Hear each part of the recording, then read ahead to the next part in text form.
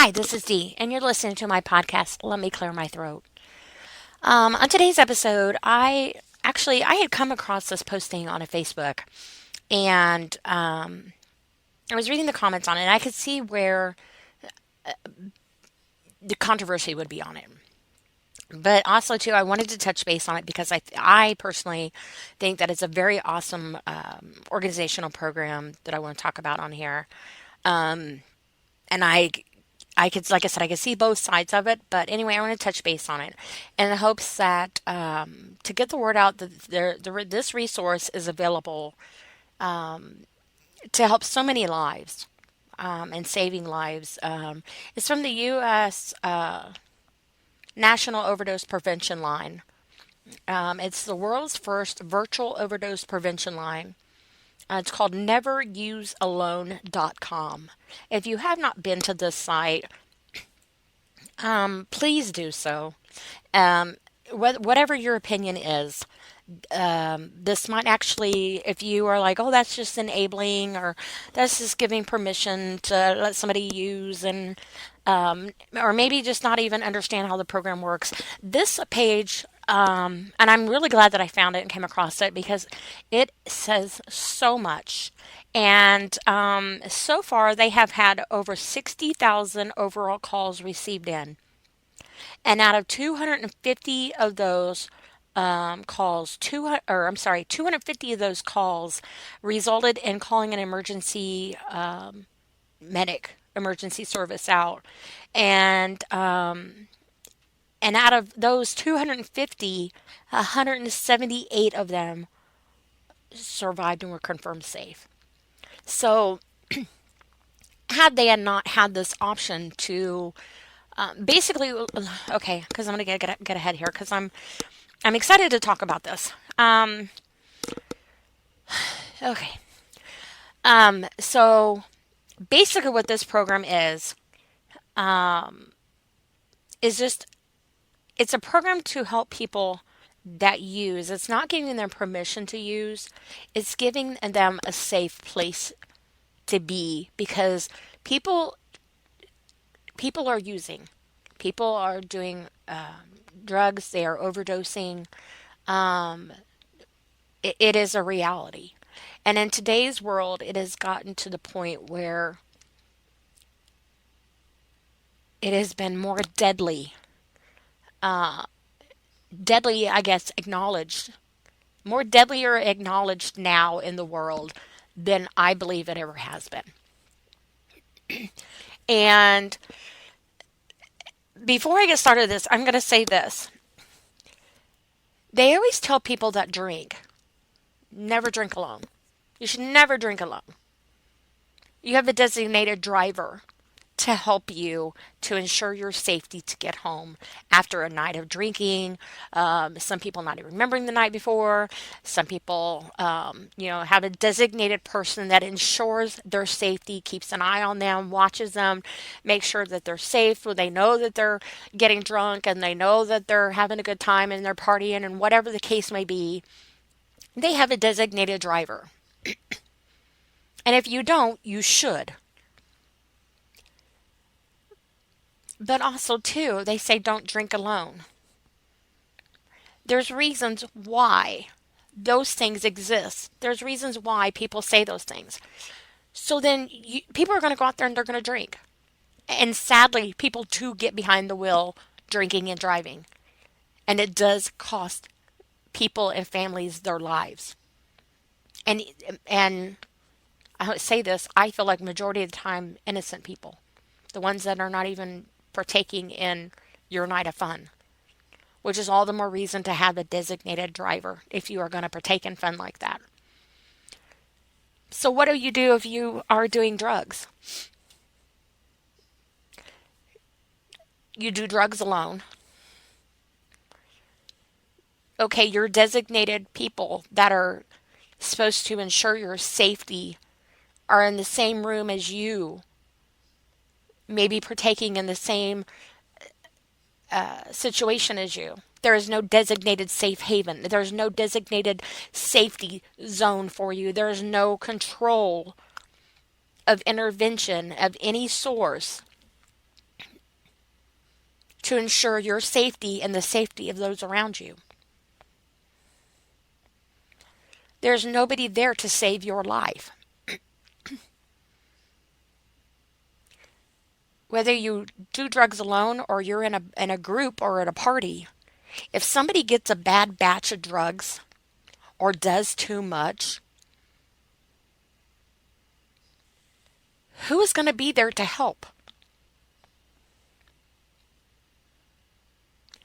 Who is going to be there to intervene? Who is going to be there to save your life, to save your loved one's life? That's not enabling. Offering a service like this is not enabling. Even if it saves one life, then it's done its job.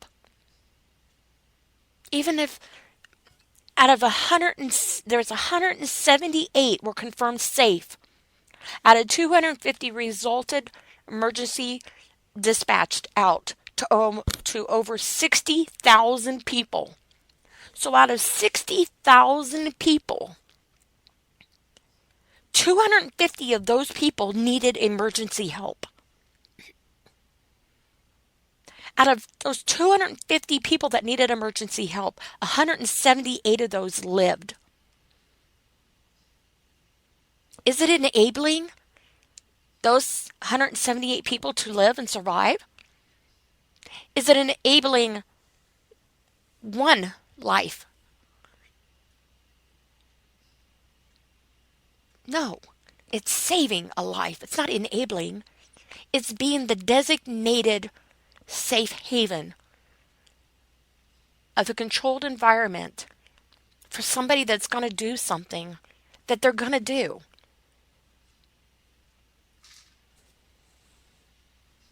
Now let's say, you know what? Let's just touch through this because I'm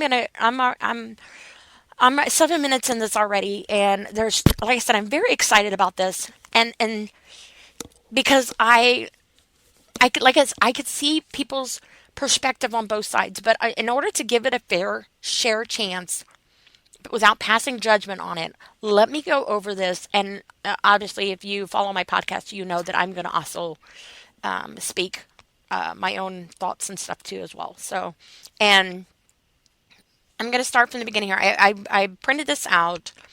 It also has some resources on here as well. But this is neverusealone.com. It's a U.S. national overdose prevention line. It's the world's first virtual overdose prevention line. If I remember correctly, I believe it started in 2019. I don't have that on here, but I believe that's what I saw in there. It might be later on in the notes. Anyway, it says 60,000 overall calls received. 250 resulted in emergency being activated, and out of those, 178 were confirmed safe. Never Use Alone is the U.S. National Overdose Response Line that people can call when they're using by themselves with no one to call for help. Obviously, I'm gonna speculate that it can be used regardless if you're by yourself or not. Like I said, if you're in a group of people and the group of people are together and they're not sure, they're going to use anyway in this party, in this group of people. And somebody's like, hey, let's call this just in case we got a bad batch or in case something goes wrong or something happens. We're all going to be under the influence of something. Let's have a safety precaution. It's something they're going to do anyway. Let's have a designated emergency response person on hand. It's like having 911 on call. Because that's exactly what happens. It says one of our volunteer operators will take your location information, and alert EMS to that location if you stop responding after using. All operators are people that have lived the experience. No one will ever judge you, shame you, lecture you, or lecture you about quitting. If you ask for help, You will go to the end. We will go to the end of the earth to get you whatever type of help you feel that you need. All calls are confidential. No one will ever know you called. And we will never share your information with anyone other than the emergency response if we need to alert them. So basically, you're going to call there. You don't even have to tell them who you are. You just give them your location, and they're on the phone with you. And if you don't respond to them, then they immediately alert 911. So it's like somebody being there with you that is not physically there with you, but is on the phone with you. Or maybe you just set the phone down and you have it on speaker. And this is me talking. And you have it on speaker.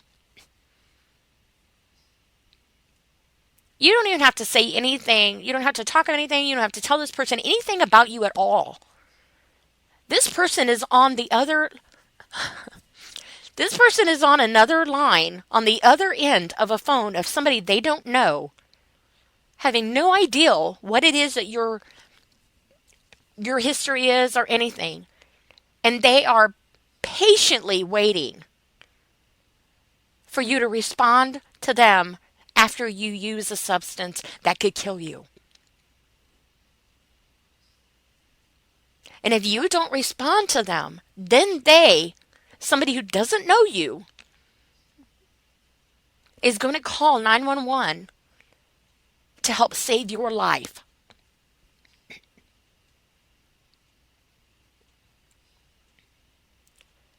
That's not enabling. That is speechless.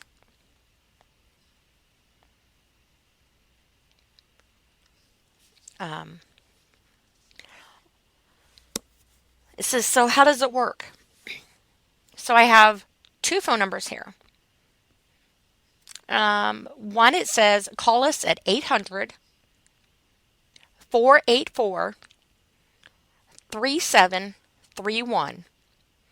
That's 800-484-3731. Or they have 877-696-1996. That's 877-696-1996. They are 24 hours a day, 7 days a week, 365 days a year. You'll be asked for your exact location and the number you're calling from. After the operator has confirmed the address with you, so they know where you are, you're free to use your substance. So after they confirm where you're at and your phone number, so they know where to get emergency services. You don't have to tell them your name. And if you are not comfortable with it, and you know that you're going to be using the service, have a phone that you have on you. You can always have an alternate number, or you can have what they call a burner phone, or a phone that you don't give a crap about, that is designated only for this purpose if you don't feel comfortable and questioning it. But the fact of the matter is, it works. And they cannot sit here and offer a service and say it's confidential if they take that confidentiality and discredit themselves with it by not following through with the confidentiality part of it. Because the first thing that I believe in helping somebody is trust. You can't sit here and want somebody or need somebody to help you if you can't trust the process of it. You can't trust them. So obviously, they value the confidentiality part of it in more ways than one. But these are people that are on the other end of the phone that have been in similar places as you have. And I'll talk about that more as we get on into this, because there's a lot of information here. So it says you'll be asked for your exact location and number you're calling from.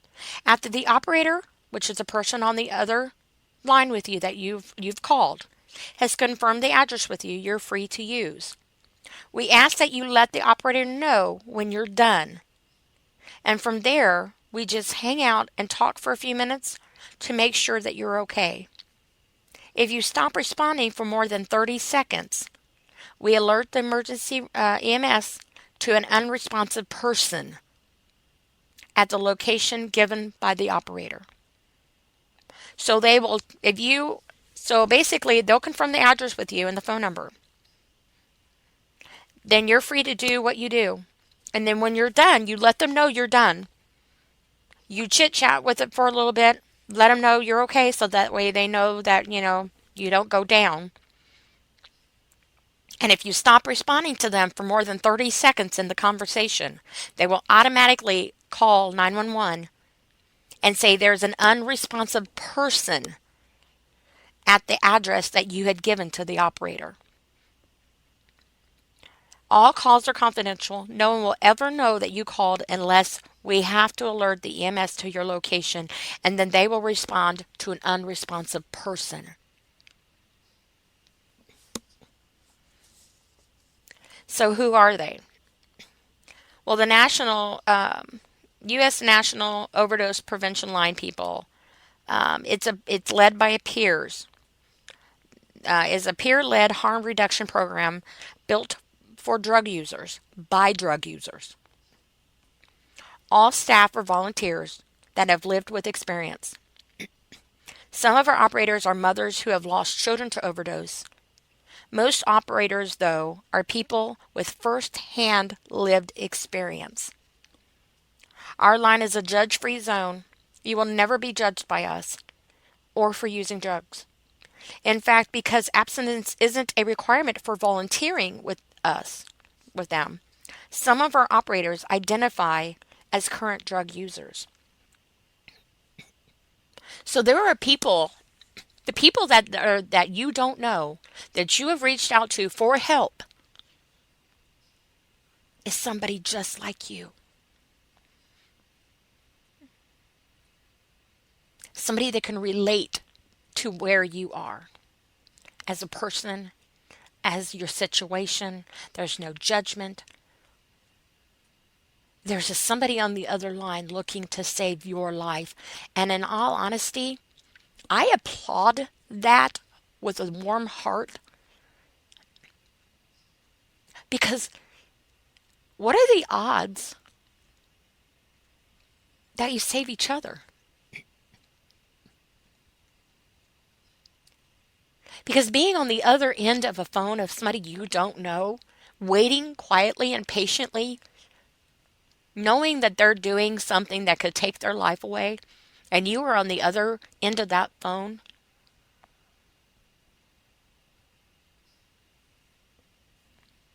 what are you teaching yourself as well as a volunteer?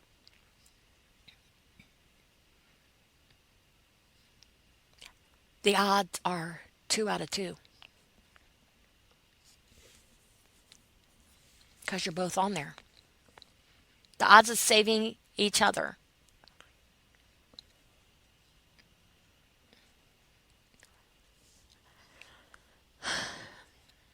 That's my last any thought there on that part. So how do you volunteer? If you'd like to volunteer to be an operator, please, I copied this, but on this website, it has a place where you can click to apply for an application. And I copied out the application so I can read to you the questions that they ask. It says, please feel free to fill out a short application form. After submitting, one of our onboarding team members will contact you for an interview. If accepted, you will be required to take a short training class to ensure that you know how to get help for a caller anywhere in the country. So you're going to have people calling you. They're not even in your neighborhood. I live in Indiana. I might have somebody that's in Oregon or in Hawaii, or I might have my neighbor. Either way, I'm not going to know who they are. Now, obviously, if my neighbor gives location, I'll know the address. And the odds of me being able to save their life would be firsthand because I'd be right next door by the grace of God. But not everything is by the grace of God. When you are dealing with a substance, it's going to take your last moment of breath away. But by the grace of God, that does happen because if you're on the other line with somebody that can help you, then that in itself is a miracle in itself.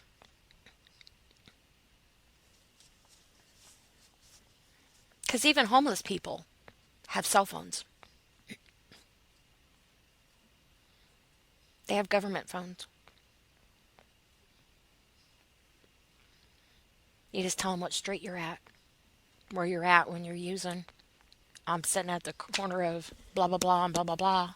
Or I'm in the, I don't know, McDonald's parking lot back behind the dumpster. Please don't let anybody find me behind the dumpster dead and have to go and.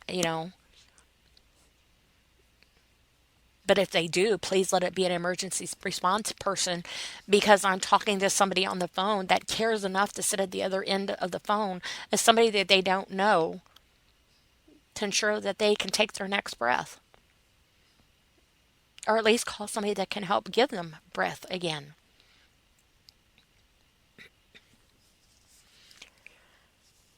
And they also, it says, if you would like to help us continue our mission of saving lives, there are a couple of different ways you can do so. And it lists some ways that you can help donate. Obviously, you can volunteer your time. Donate to our Give Butter crowdfunding page, and it has a place where you can click. You choose to contribute one time or a monthly subscription if you of any amount you can. You can also contribute in honor of a lost loved one if you've lost somebody. You can purchase items from their merchandise store. You can subscribe to their Facebook page for $4.99 a month, and by clicking the subscribe button. It says frequently asked questions. Below you will find a few of the more commonly asked questions were asked and their answers. If you still have questions after reading this, feel free to contact us at any time and we'll be happy to assist you. First question. What information do you ask for when someone calls? Well, when you call, you will be asked for your first name. It can be a fake name if you prefer. You don't even have to tell me your real name.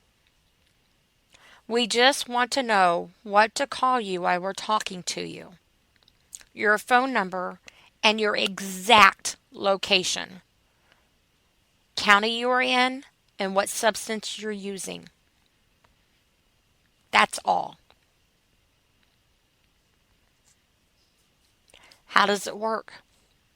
When you call, we ask for the information above. After we've received the info, you can go ahead and use the substance. We then stay on the phone with you while you use your substance. We ask you to let us know when you're done so that way we can start watching the clock. We will then continue talking with you for a few minutes, usually about minimum of 10 minutes, to be sure that you're going to be okay. If you stop responding for more than 30 to 45 seconds, we then call the EMS. Now, somebody might be thinking, well, that's during the time I'm getting my buzz. Yeah, or the time that you're taking your last breath.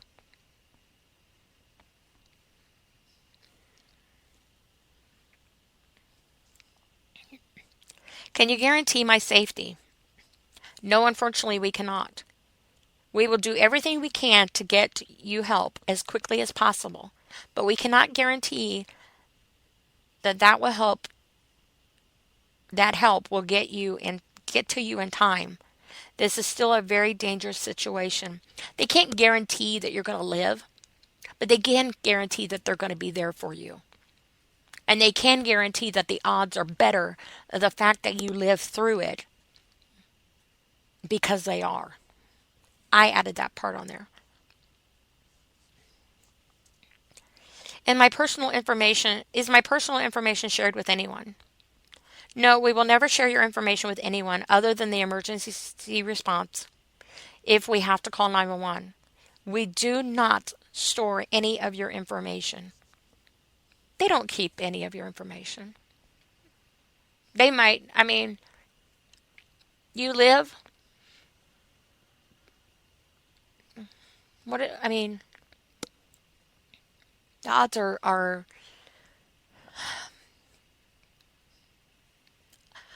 the odds are 100% more greater of you having a chance of life than if you don't.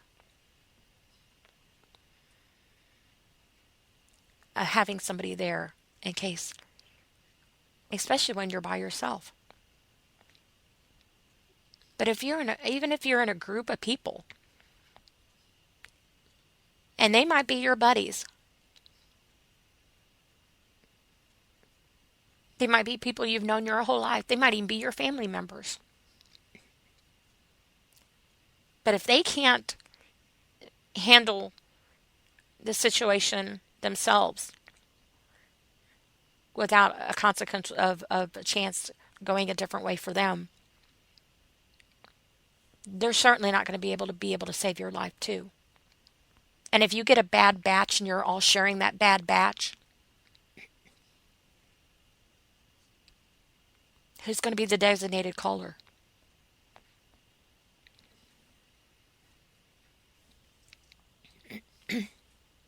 That was my part on it. How can you guarantee that the police will not respond and I end up in trouble?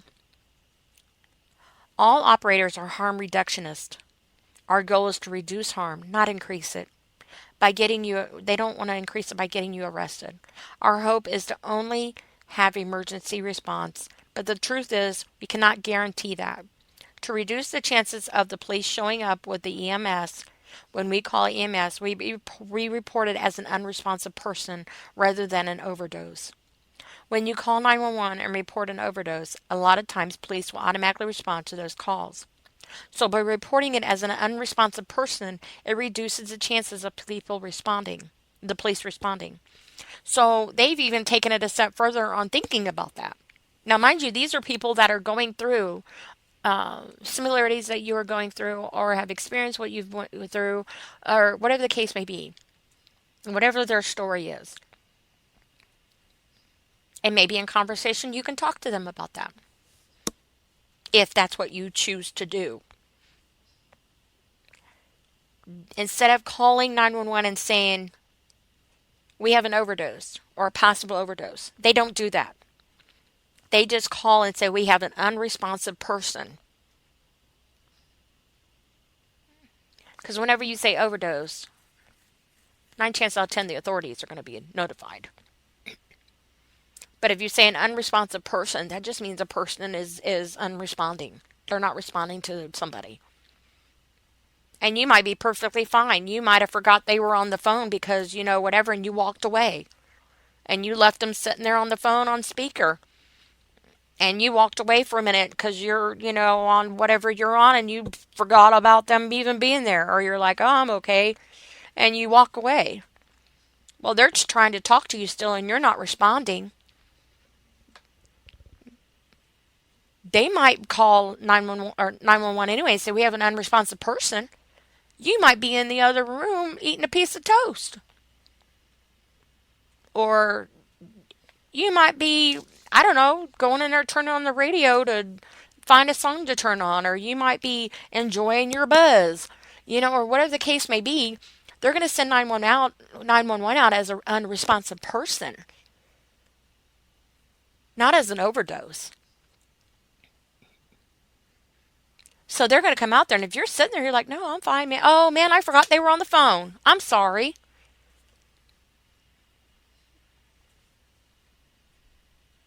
No authorities involved. If you have to contact the emergency system, how do you do that? We have access to a system called Northern 911. We call another toll-free number and give the address of the emergency, using the caller's location. They connect us to the correct 911 dispatch center anywhere in the USA. So they have a specific number that they call because this is countrywide. This is in the United States, countrywide. Some places don't have 911. So they have a certain number that they call that links them to the emergency response people of the area that you're in without going through a bunch of this number, that number, transfer here, transfer there. They have a specific number that they call that alerts wherever you are.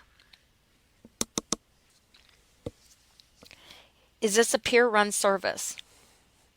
Yes. All of our volunteers are people who have personal experience with substance use disorder. They are either people who currently use, have used drugs, or parents that have lost a child to overdose. We've all been there. And because abstinence isn't a requirement for volunteering with us, some of the operators identify as a current drug user. Is this a marketing tool for a rehab? No. We do not accept volunteers who are employed by a treatment facility. We will not allow our service to become a fishing lure for any treatment center.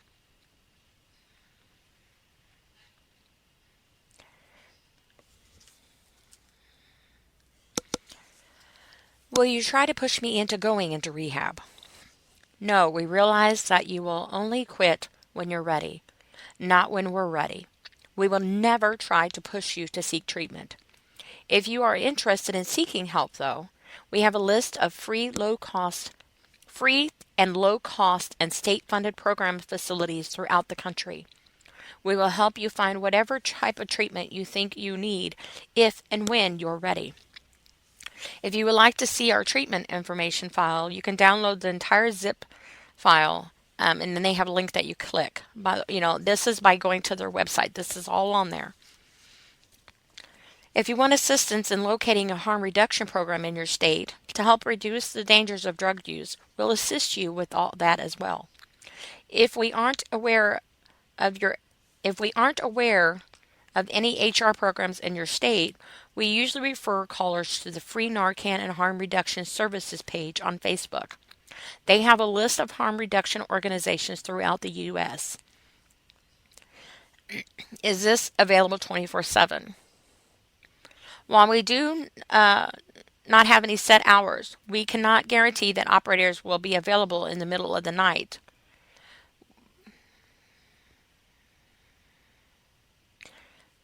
We've brought on a few operators that take the night shift to try to be available 24/7. So it says why we do not have any set hours. So they don't have any set hours because obviously it's an on-call as needed. They cannot guarantee that operators will be available in the middle of the night. But they do have a few operators that work the night shift, so that way they can have services 24/7. But also too, that goes depending on how many number of people are in need and how many volunteers there are. So obviously, being a volunteer is just as vital and crucial as it is on somebody needing the service. So again, if you are interested in volunteering for this, go to this website and they have an application you can fill out. And like I said, at the end of this, I have a copy of the application. I can read you the questions on it, so you get an idea of what is asked of you. How are you affiliated with any law? Are you affiliated with any law enforcement? No, we are not affiliated with any in any way. We are all harm reductionists. Our goal is to reduce harm, is to reduce harm, not induce harm, by getting you harmed up with new charges. They're not trying to get new charges brought onto you. They're just trying to help you and to reduce harm being brought to you. Do you have any business cards or flyers that we can hand out? Yes, we have a business card size graphic and a flyer. If you go to the resource page, you will find a file that will print 8 cards on one sheet of paper as well as a flyer. If you have any trouble with them, let us know. So if you go to their resource page, they have where you can print out cards, kind of like business cards, if you will, and flyers. So you can obviously get the word out and hand it out to people, obviously. How can I volunteer to be an operator? If you would like to volunteer to answer calls, please fill out our volunteer application form. When and if we're in need of new volunteers, we go through those applications and contact people that we think might be a good fit for our service. I would like to interview someone from the U.S. National Overdose Prevention Line, or have a presentation done. Who do I contact for that?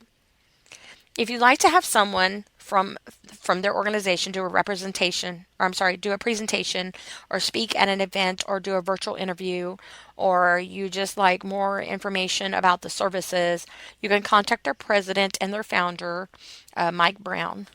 And his email address is Mike, Mike, at neverusealone.com. And you can schedule an appointment. We're always happy to do any type of interview to help spread the word about our service. So again, that's Mike at neverusealone.com. He is the president and the founder of this organization. So how and when did NUA start? It is 2019. In August of 2019, someone posted in a private Facebook group that I help run. And this is Mike making this statement. They said that let me go back here. They said that their friend had died the night before, and they offered their number with instructions to call him if anyone were going to use when they were alone. It got me wondering what it would take to do that on a large scale. And the organization was born that day. A week later, it was up and running.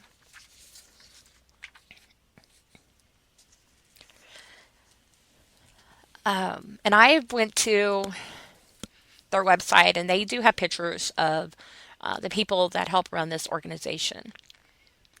And I want to say this with the utmost respect. They are not dressed in professional gear.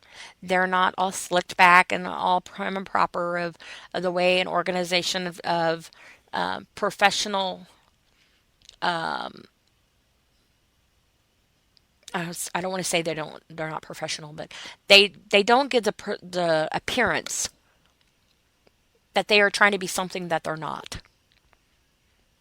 They are average people. They have taken selfies of themselves and submitted them as a picture.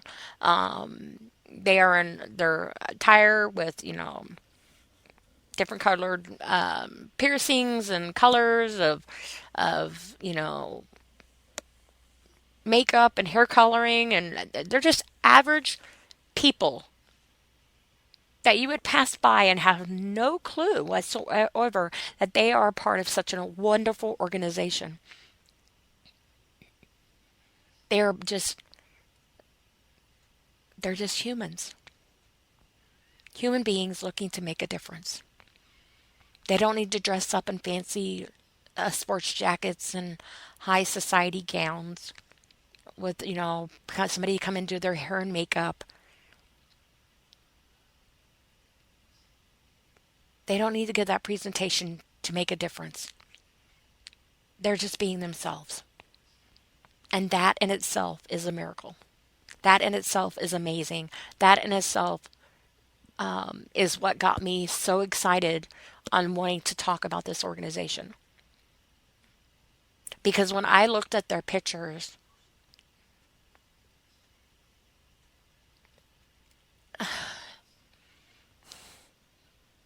it was real. It was reality looking at the other side of the page. It wasn't a fabrication of something being doctored up or trying to make an appearance look, oh, let me make sure I get all my hair in place. They didn't care about any of that. And I'm not saying anything bad on them. I'm actually I'm trying to give a compliment here. It's a very big compliment. Um, because I was very, very moved. And I was immediately excited on wanting to talk about this. And I tried to do a podcast the other day, and because I haven't done one in almost 2 months, I've had a lot going on here at home. People know I take care of my mom, and this is off subject a little bit, but I take care of my mom, and my mom was on life support, and she's, by the grace of God and many prayers, she lived, and she is home, and I have had a difficulty being able to get on to find another subject to talk about on a podcast. And then when I was going through one of my Facebook pages, I saw an article come across, and there was no question in my mind what my next podcast was going to be about. So this is why we are where we are now. Um, anyway, it says there is also access Narcan. If you are in need of Narcan, you can order it for free by visiting Next Distros, naloxone, naloxone, naloxone. It's NEX, then a space, D as in David, I, S as in Sam, T as in Tom, RO apostrophe S. Next Distros. For all program, they'll mail a based distribution program that will mail it to your door or contact you. Hold on, I'm putting words in here that they're a mail-based naloxone distribution program that will mail it to your door or connect you with an organization that can get it to you all for free. So if you need Narcan, you can get it for free. I carry Narcan in my glove box. I have Narcan at home. Um, Even though we're not any, we don't have no active drug users that are known or that I know of in the family. Um, it never hurts to have some on hand. My mom has medication. Obviously, we like to keep some on hand for her just in case. Um, but also, too, I carry some in my glove box because you never know in today's world of being able to save somebody's life with it. Um, Good Samaritan laws. Each state has a Good Samaritan law. That protects a person from prosecution when calling for help when someone is overdosing. In some states, though, the Good Samaritan law also covers the person overdosing. It's crucial that you know and understand the Good Samaritan law in your state. For more information about Good Samaritan law in your state, you can click at this particular spot, or you can also, and this is me, you can also go online and look up Good Samaritan laws and put in your state. And it'll tell you all about the Good Samaritan law. So it covers, some states cover the person that is trying to help, which is the person on the other end of the phone. And some of them also cover the person that is the one that made the call. So it keeps you safe all the way around.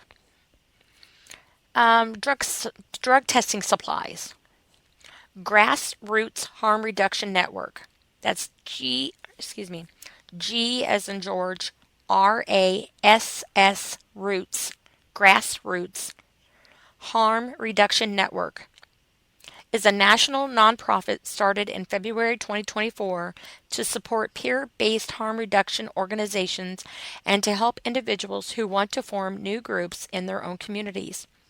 We also operate an online store for drug consumers and a buyers club for harm reduction organizations managed by Dave Safe founder. Or I'm sorry, back up here. Not managed by Dance Safe founder, DANCE, as in Sam, AF as in Frank, E. Dance Safe founder. Emmanuel Sephiros, I think is the guy's name. So he's the one that manages it.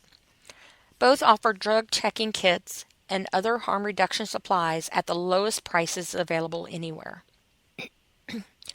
So, how to help to become a volunteer? We believe our callers are most comfortable with operators that have been there. Do you have do you have lived experience? Do you have harm reduction experience? Can you stay calm in an emergency? Do you want to be involved with saving lives? If so, they need you. And it says we need you.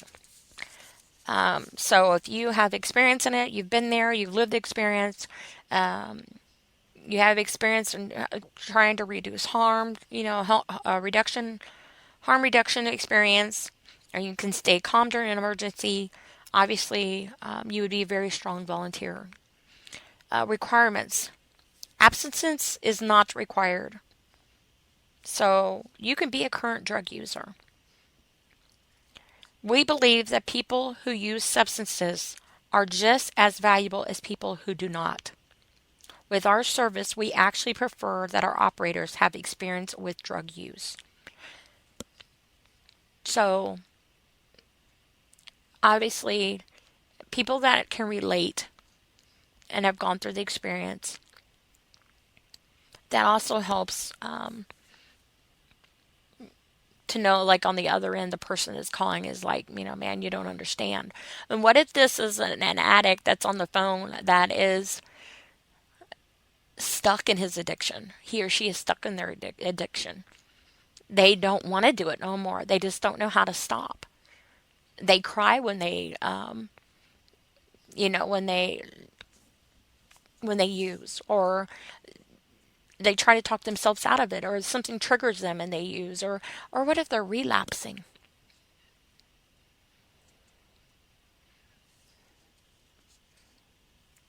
There's no judgment.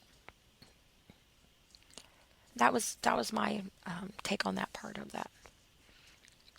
Duties and responsibilities. As an NUA volunteer, we would be responsible for answering incoming calls on your cell phone or landline. So you'll be responsible for taking calls. You will ask the caller for their location information. You will remain on the call while the person uses their substance and just talk with them. If the caller experiences any adverse drug event or stops responding, then you will contact emergency medical services and provide the caller's location to get help to them.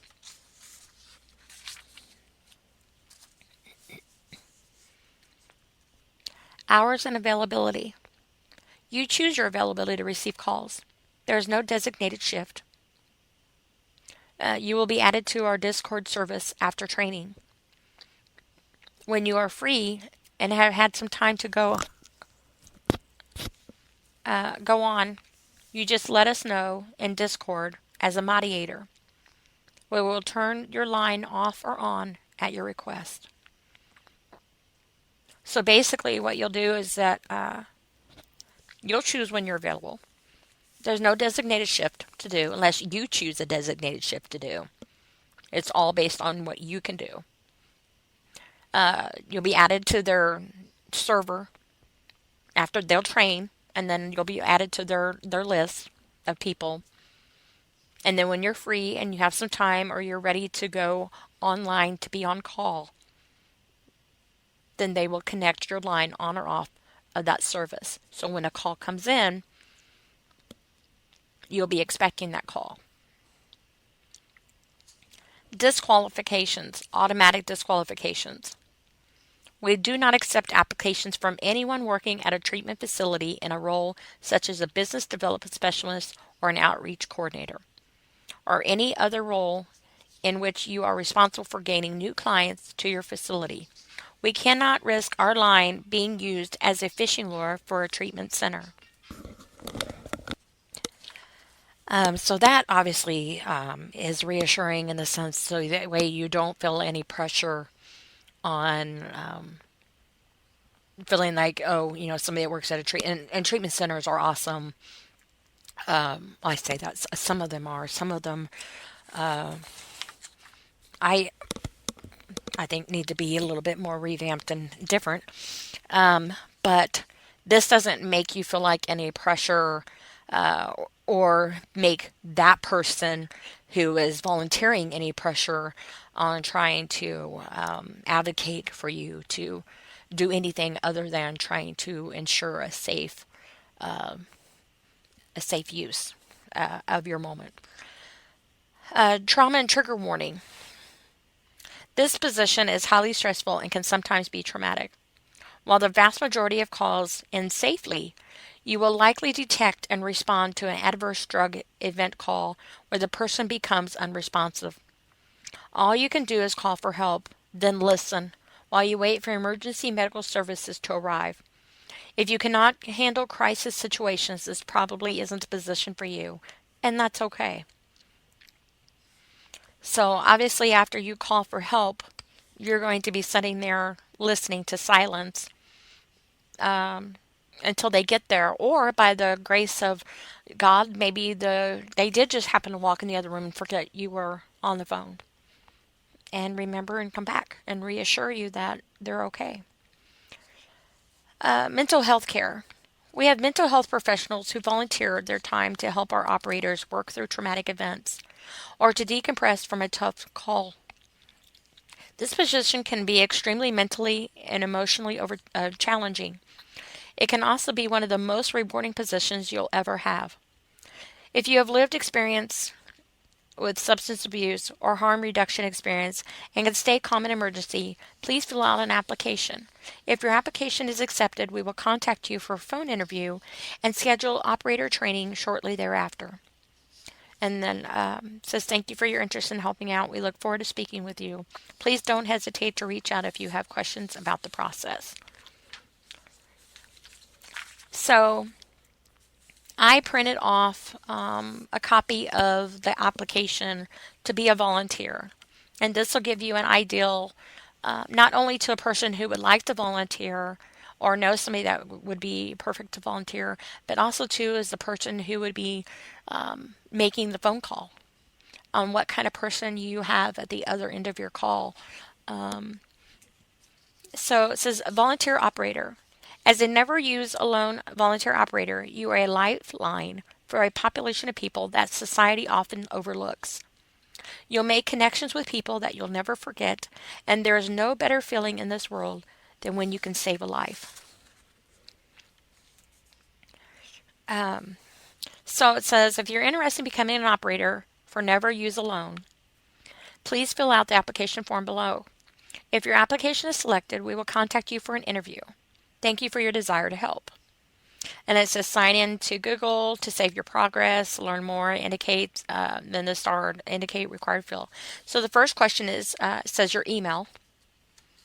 Second one is your name.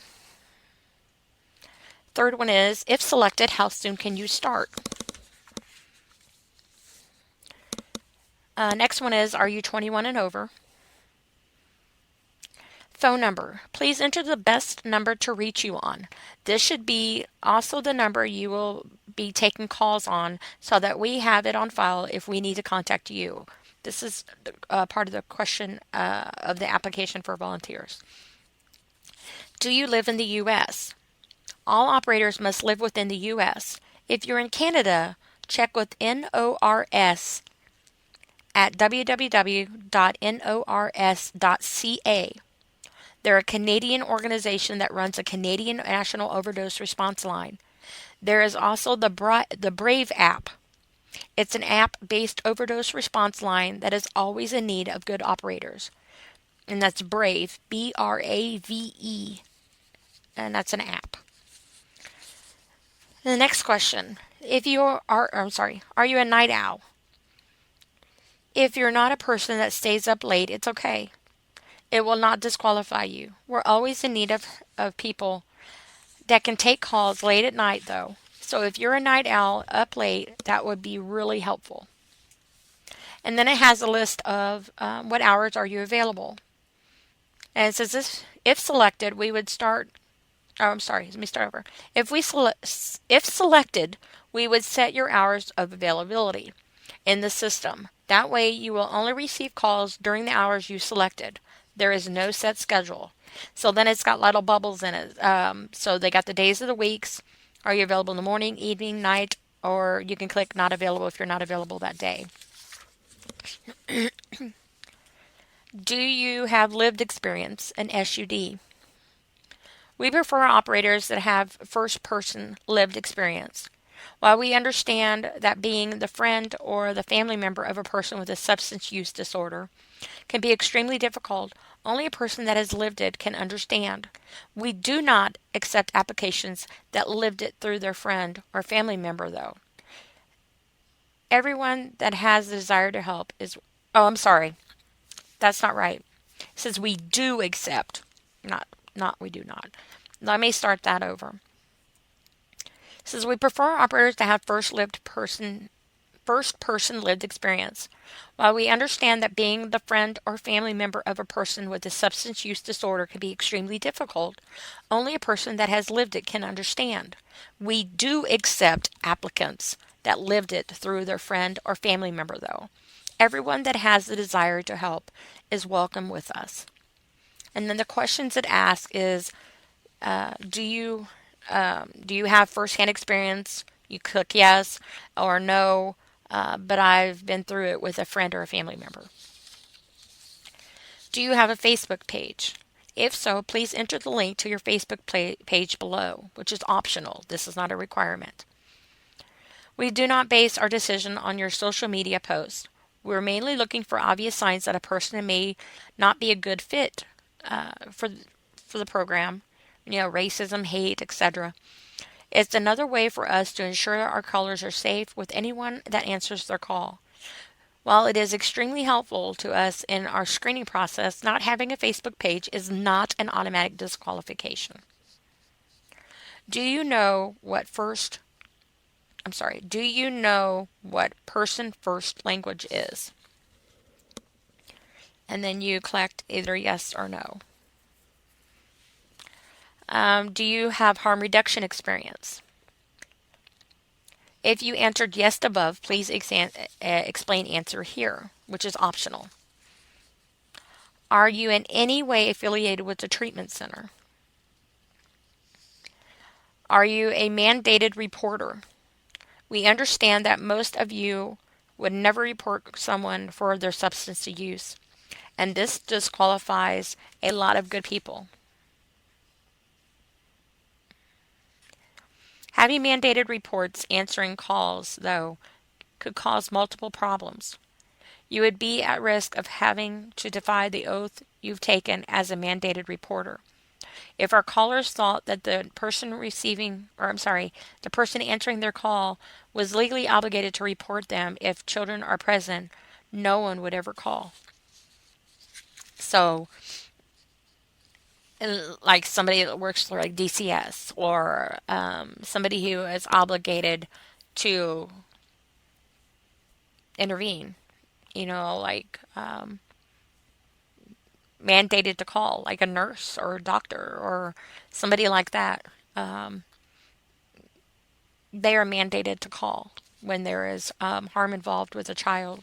Like say you're there and your children are present and you're using, which is a reality in this world. Some people are mandated to call and report that. If you are a mandated person that is mandated to report such things, they ask that question. It would disqualify you in this organization as a volunteer. Please tell us what recovery means to you. Do you think that a person who uses drugs should have an end goal of complete abstinence? The questions are yes, no, and the answers are yes, no, and it's not up to me. Special skills. Please enter any special skills, certifications, or other. choose your, oh, and that is all the questions that they have. So obviously, this just goes to show even more that they're not out to get anybody in trouble. They're not out to get anybody arrested. They're not out to get anybody and judge them, condemn them, put them down, throw them in a rehab home, or make them feel any less of a person, of being someone who is using, for whatever reason they are choosing or have chosen to do what they're doing. They are not being judged for it. It's just somebody that is on the other end of the line. Okay, I don't know where I just left off. I had to pause here for a minute. My mother needed me. Um, I get like that sometimes. So I don't want to like pick up and pretend like I know where I left off at and my last conversation on here of what I said. So, um, like I said, I can see both, like I said earlier, I could see both sides on how people would feel um, on this. But I also, I personally believe this is an awesome, amazing, and program because, like I said earlier, you have people that go out there and drink, and they drink and drive. They get behind the wheel. They have designated drivers to help intervene that.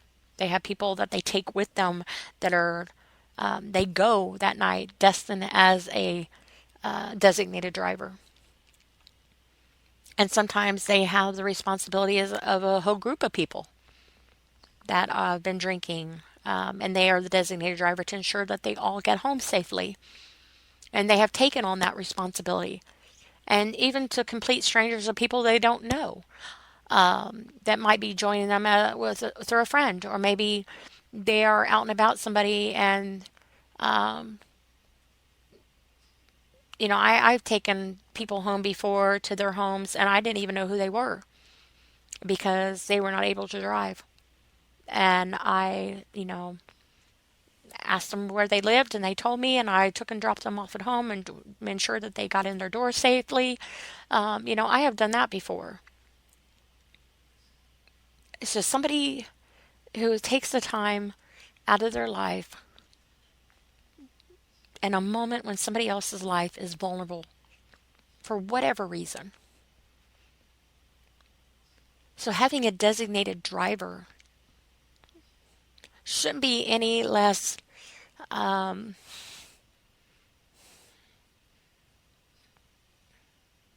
it should be just it shouldn't be any less of looked at as an option of somebody, even though they're not drinking alcohol. They're not getting behind, I pray they're not getting behind the wheel of a car. But they might very much be in their car. They might be an addict who just stopped at their supplier and wants to get a hit on it real quick, so they pull over at a gas station. Maybe they're at a Speedway gas station or something on the side of a road. Or maybe they just pull off on the side of the road.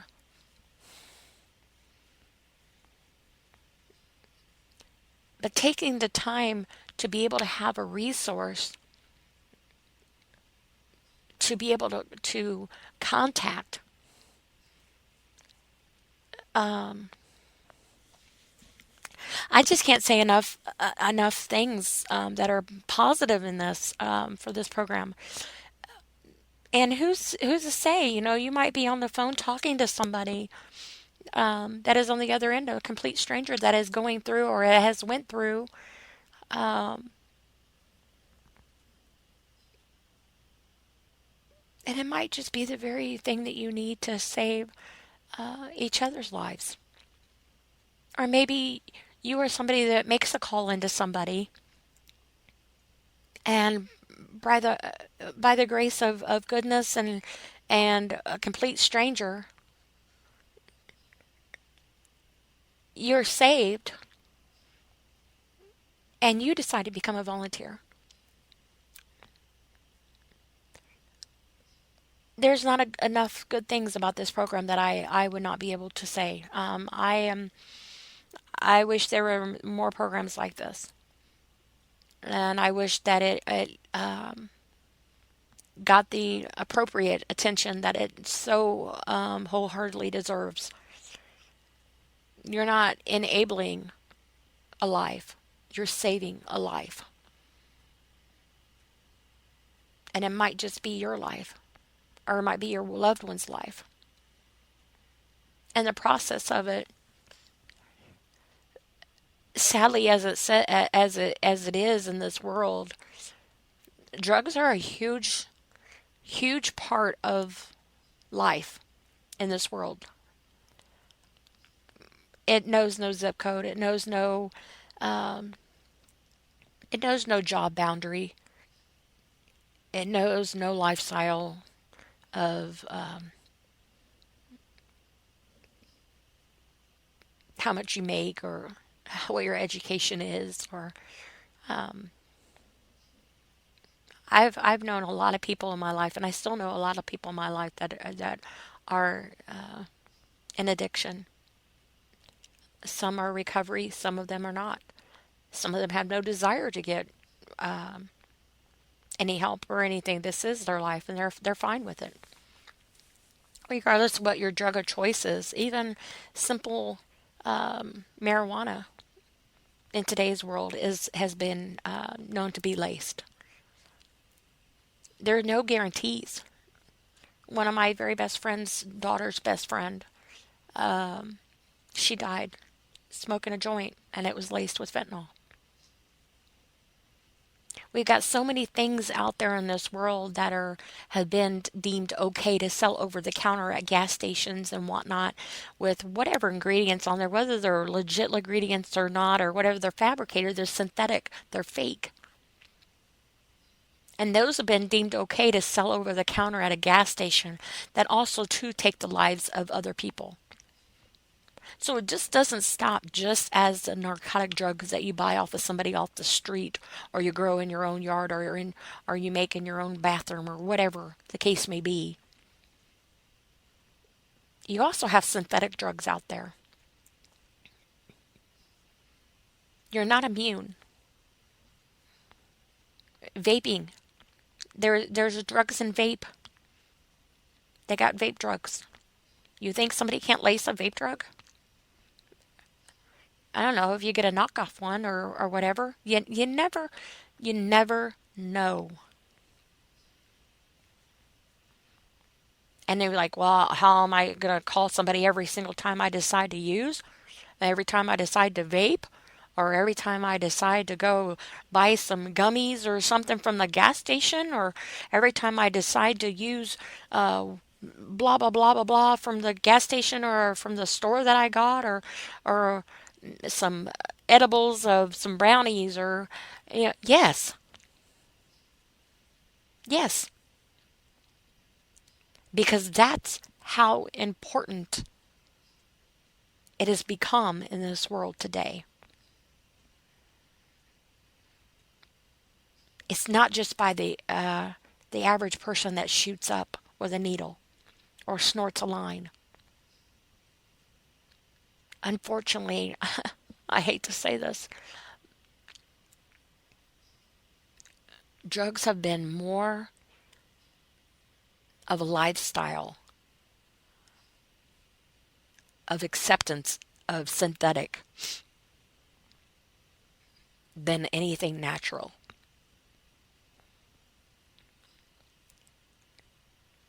You have natural things that grow in the world, and I'm not promoting drugs, but you have natural things in this world that have been put on this planet, in this world, medicinal uh,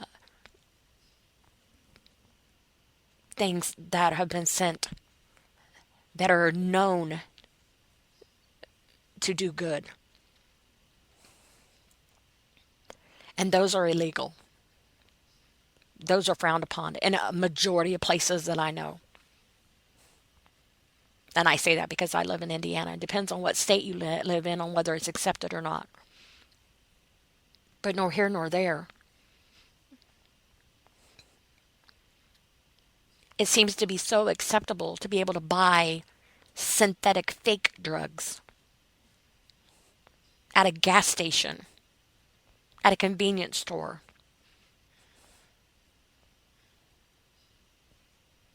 And that's supposed to be okay. You have no idea what is in that. You have no idea what effect it's going to have on you. You have no idea how that is going to even counteract with any medications you're on. You have no idea how it's going to affect any chemical imbalance that it's going to have with your natural imbalance of your body. You know nothing about that drug except maybe it was $9.99 or it was $1.99. That's why you got it, because it was cheap, or 99 cents for take this one pill in this little plastic container. It's sure to give you a boost in energy. You have no idea what's in that. It's something that somebody made somewhere in a factory or in a back street garage or something and sold it. You have no idea who that supplier is, anything about that. You have no idea what is in that medication, or you have no idea what is in that pill, or in that gummy, or in that juice. You are just as blindly going in using that as you are somebody sitting there in a room with a needle getting ready to poke it in their vein or snorting that line. So don't think that you're immune. Because like I say in every podcast, we are all just one half a breath away. And there are resources out there to help. There should be more things that are done in this world to stop being, and I want to say this, forced to accept that it's okay to have fake synthetic preservative things sold to us at the five and dime store. But nothing is five and dime anymore because it's been made sure that things are not feasible and acceptable to us in this world. But everything is inflated. Everything is processed. Everything is manipulated. Everything is synthetic. Everything is slapped with a label on it, and you don't know if it's even true or not. They're going to put whatever they want on it. There are so many things that are made. You think that the FDA, the CDC, and whoever else is responsible for getting this mandated stuff has the manpower to be able to go through each individual source that is put on the market or on the back streets?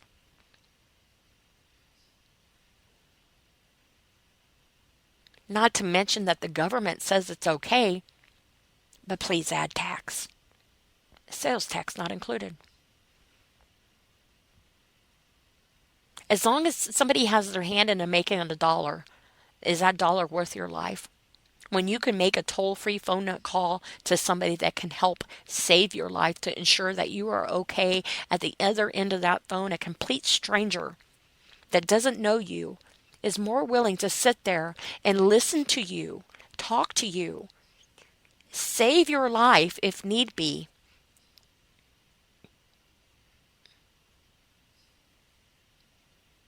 They care more about you than anybody ever has on a synthetic drug being sold over the counter. They care more about you than anybody that has made a backyard concoction, if you will, that you're never going to get a buzz on. You're going to be chasing a buzz that is not there.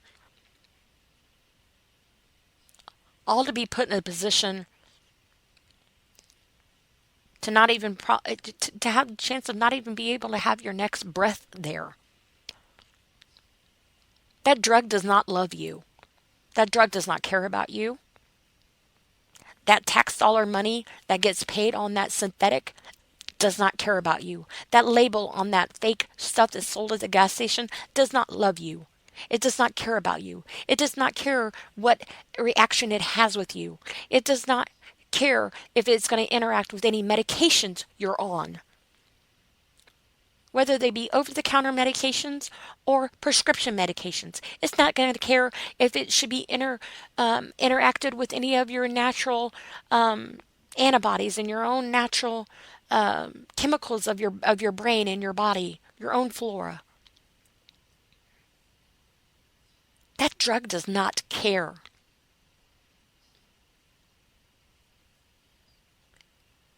But that person on that phone on the other end that has taken their life out to want to help you, no questions asked. Just give me your location, man, and you can make up a name. I just want to make sure that you're safe and I'm here on hand. You're gonna do something. I got you, man. I got your back. And when we're done with this call, if you're done with that call and you don't feel safe and say by the grace of God you survive or everything's okay, throw that phone away and that phone number if you're not comfortable with it. But this company is not going to build confidentiality and such a rewarding program if they didn't have the volunteers and the backbone of the heart and the experience that they do in order to provide such a free service. The sad thing of it is that we need one. We need more than one. They need volunteers. They need people help.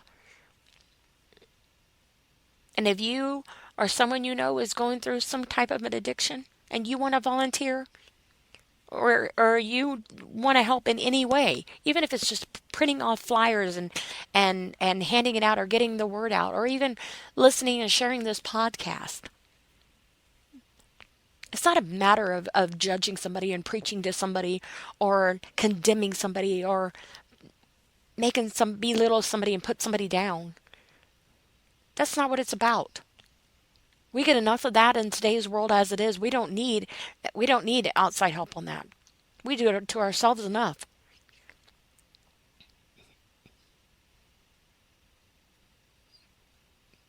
If you have not checked out this website, please do so. U.S. National Overdose Prevention Line, neverusealone.com. And like I said, I was very excited to do this podcast, and I just don't have enough positive. I have so many positive things and good things I want to say about this program. Um, I just don't even know the right words to even fathom to be upworthy enough to be able to do so. This is an awesome program, and my hat and my heart go out to everybody that is affiliated with this organization. Um, because it lives are being lost. And you might not think, oh, that's not going to happen to me. I'm not a hardcore addict. I don't do drugs. I don't do meth. I don't do heroin. I don't do cocaine. I don't do LSD. I don't do um, bath salts. I don't do Katie. Whatever. I don't even know all the drugs. I just go to the gas station and buy me some gummies every once in a while. And um, you do drugs. You do drugs if you do that. In my opinion, that's a drug. I saw somebody one night.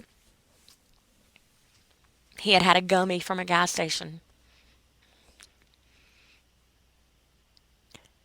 And I will admit, he was very comical. He was very, very, very relaxed. Very comical. Laughing, cutting up. Huge sense of humor. He was messed up. You could see it looking at him. And they're like, hey man, what'd you do? Smoke a joint? Oh man, I got these gummies at the gas station. I just ate a gummy. That's acceptable to eat that and get behind the wheel of a car. That's supposed to be legal.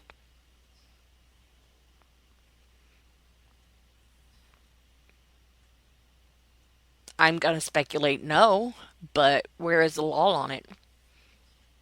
And even if it is a law on it, is that law going to save somebody's life? Because there's laws on drinking and driving.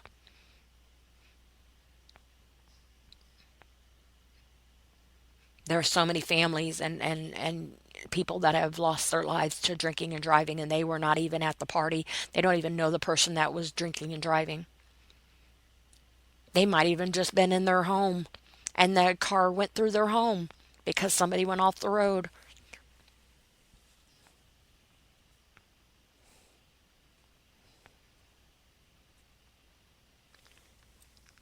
If you or somebody you know does need help, though, or you are going through something, there are additional resources out there. There are facilities out there. There are people out there that care, that are skilled, trained. 988 is the suicide help and prevention hotline.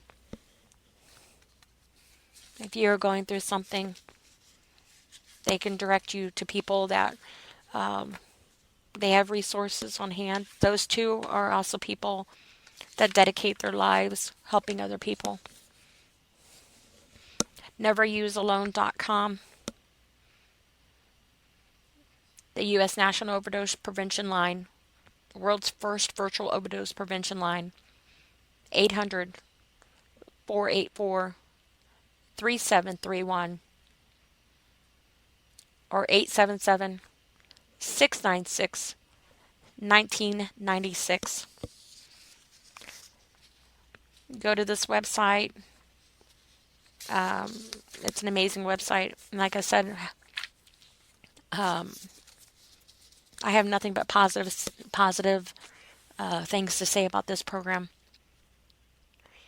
And if I didn't take care of my mother full time and I had a way to commit myself on being more available, I definitely would become a volunteer.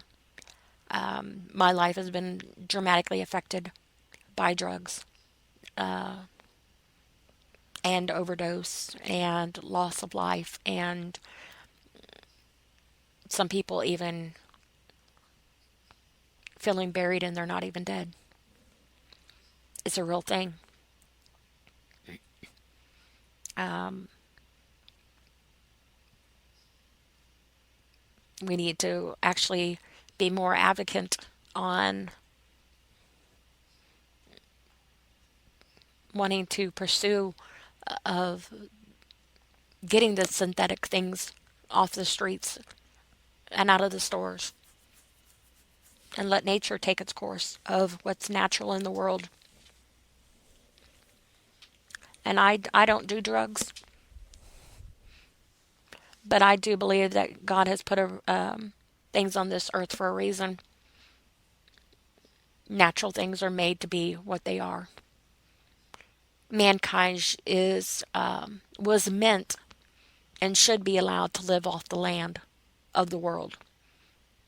You should be able to live off your land. And all of the things that have been a part of life of the land. And the government, I feel, has its hands in it so deeply that they say more needs to be done, or needs to be you know, more needs to be done in the world to crack down on crack, crack down on drugs. Yeah, well, try looking at our gas stations. Try looking at synthetic things, things that are added, or maybe helping to resource and fund programs such as this and many others without worrying about whether or not a taxpayer dollar is going to be put into the pocket of a higher up. We have enough fakeness in this world. We don't need the government taxing us for it and saying that it's okay, because it's costing our lives, it's costing our children. And the only thing it's going to do is put more money in the pocket of those who think it's okay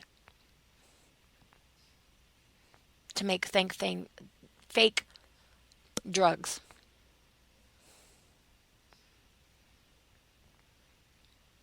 And that's not okay. So before we pass judgment on a program, an organization that is trying to do good to save lives, go to this website and actually read through it. Look at the people's pictures that run this program. They are amazing people, amazing human beings. And I applaud them. And I applaud this organization. And I fully and wholeheartedly am glad and honored to be able to do a podcast representing and presenting and getting the word out about their organization and program.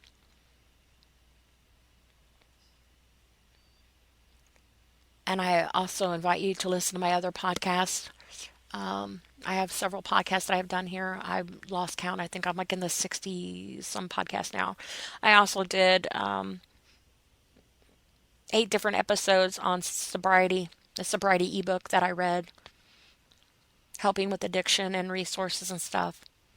Feel free to check out my other podcast if you haven't already done so. Feel free to like, share, subscribe to it so you can get more podcasts as I do them.